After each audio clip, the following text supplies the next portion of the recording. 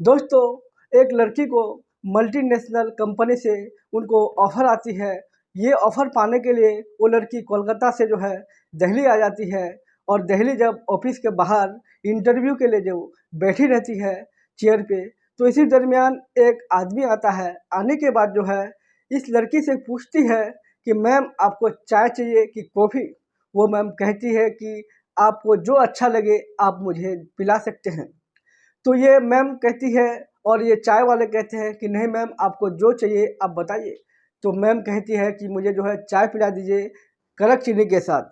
वो आदमी अंदर जाता है, अंदर जाने के बाद जो है 1 कप जो है चाय लाती है और चाय में जो है वो नशा मिला देती है। जब रानी जब चाय को पीने लगती है, पीने के बाद जो है इसी चेयर में जो है सो जाती है और उनको कोई भी खबर नहीं होती है। जब 1 घंटे के बाद उनकी आँखें खुलती है, तो खुली की खुली ही रह जाती है। वो जो है एक रूम पे रहती है, रूम में जो है उनके शरीर में एक भी कपड़ा नहीं होता है और उनके साथ ही साथ एक आदमी और भी होता है, जिनके शरीर में एक भी कपड़ा नहीं होता है। वो रानी जब देखती है अपना हालत को, देखने के बाद वो परेशान हो जाती है और सोचने लगती है कि मैं कहाँ आ गई हूँ। और वो नशे की हालत में थी और बोल भी नहीं पाती थी, क्योंकि चाय में जो है वो नशे की इंजेक्शन डाला गया था, जिसकी वजह से रानी को कुछ भी समझ में नहीं आ रही थी। उसके बाद जो है एक के बाद लोग आता गया और रानी के साथ जो है गलत करता रहा और रानी देखती रही। कम से कम 15 लोगों तक जो है रानी गिनती करती है। 15 लोगों के बाद रानी जो है गिनना भी छोड़ देती है। तो दोस्तों, अभी आप देख रहे हैं रियल स्टोरी। आज मैं आपको बताऊंगा रानी की रियल स्टोरी, जो कि कोलकाता से दिल्ली आती है अपने जॉब पाने के लिए और जॉब के चक्कर में उनको दिल्ली के जीबी रोड में फंसा देते हैं। तो वीडियो को आप शुरू से लेकर अंत तक जरूर देखिए। वीडियो को अगर लाइक नहीं किए हैं तो वीडियो को लाइक कर दीजिए, चैनल को भी सब्सक्राइब जरूर करें।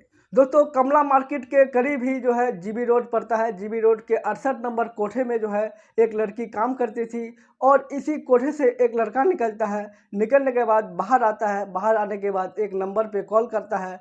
कॉल करने के बाद उसे कहता है क्या तुम रानी के भाई हो? ये कहता है जी मैं रानी के भाई हूँ, आखिर तुम कौन हो? ये लड़का कहता है कि मैं दिल्ली से हूँ और क्या रानी तुम्हारी बहन लगेगी? ये कहता है जी मेरी रानी तो बहन लगेगी, आखिर तुमको कैसे पता? वो कहता है कि देखिए तुम्हारी बहन जो है जीबी रोड के कोठा नंबर 68 पे काम करती है और तुम यहाँ से उनको बचा सकते हो। ये कहता है कि तुम्हारा नाम क्या है? वो आदमी कहने लगता है कि सॉरी मैं अपना नाम नहीं बता सकता हूँ, इतना मैं कहूँगा कि रानी जो है जीबी रोड 68 नंबर कोठे में काम करती है, तुम आके उनके साथ मिल सकती हो। ये कहने के बाद ये आदमी जो है फ़ोन को काटता है।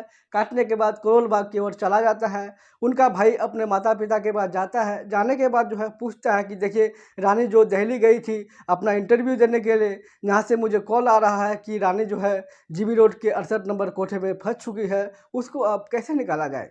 तो उनके माता-पिता जो है उनको एक सलाह देता है और कहता है कि बेटा तुम दिल्ली चले जाओ और रानी को किसी न किसी तरह से निकाल कर लाना। ये आदमी दिल्ली आता है। दिल्ली आने के बाद जब जीबी रोड आता है तो उससे पहले सोचता है कि जो आदमी मुझे कॉल किया था उनसे एक बार मैं संपर्क कर लूँ। तो ये आदमी जो है उस आदमी को कॉल करता है। कॉल करने के बाद उनको बुलाता है करोल बाग। जब उस रानी का भाई करोल बाग पहुँचता है, पहुँचने के बाद उनके पास जब बैठता है, ये आदमी भी कोलकाता का रहने वाला बंगाली था। जब दोनों बंगाली आपस में मिल जाता है तो बताने लगता है कि देखिए भाई, जब मैं 68 नंबर कोठे पे गया था तो उन्होंने मुझे अपने बारे में पूरी बताया। कहने लगा कि मैं बंगाल की कोलकाता की हूँ और मेरे भाई को तुम अपना मैसेज ज़रूर देना। तो उन्होंने मुझे आपका नंबर दिया। मैं बाहर आने के बाद हिम्मत करके आपको मैं कॉल किया हूँ और आप रानी को बचा लीजिए। और हाँ, बचाने के वक़्त जो है अपना भी ख़्याल रखना, क्योंकि ये लोग जो है यहाँ पे बहुत ही ख़राब होते हैं, बहुत ही खतरनाक होते हैं। आपको भी मार सकता है और आपके बहन को भी मार सकती है। इसीलिए जो है जान बचा के जो भी करना है आप कीजिए। उनका भाई जो है चले आते हैं जीबी रोड। जीबी रोड आने के बाद जो है रानी 68 नंबर कोठे में पहुँचते हैं। पहुँचने के बाद उनका जो मालिक होता है वो मैनेजर के पास जाता है। मैनेजर के पास जाने के बाद उनके मैनेजर को कहता है कि मुझे एक लड़की चाहिए। वो जो है कस्टमर बन के जाता है। जाने के बाद एक से एक लड़की को उन्हें दिखाने लगता है। जब उसे कोई भी पसंद नहीं आता है, क्योंकि वो लड़की के लिए नहीं जाता है, अपने बहन को ढूँढने के लिए जाता है।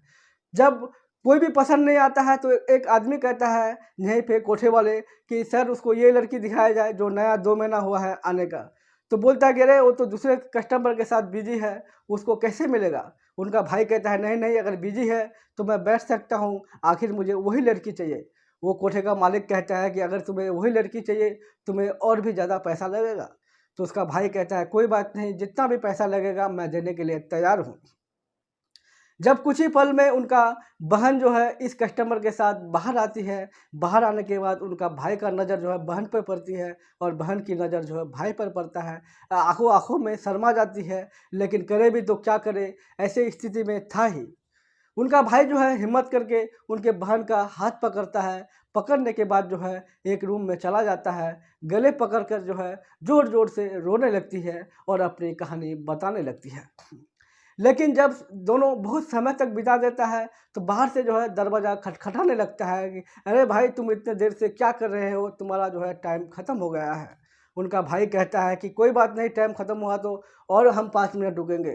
कहता है कि अगर तुम और भी 5 मिनट रुकोगे तो तुमको जो है और भी 5,000 रुपया एक्स्ट्रा देना पड़ेगा। तो रानी का भाई कहता है कोई बात नहीं, अगर 5,000 रुपया देना पड़ेगा तो मैं देने के लिए तैयार हूँ, लेकिन 5 मिनट के बाद ही निकलूँगा।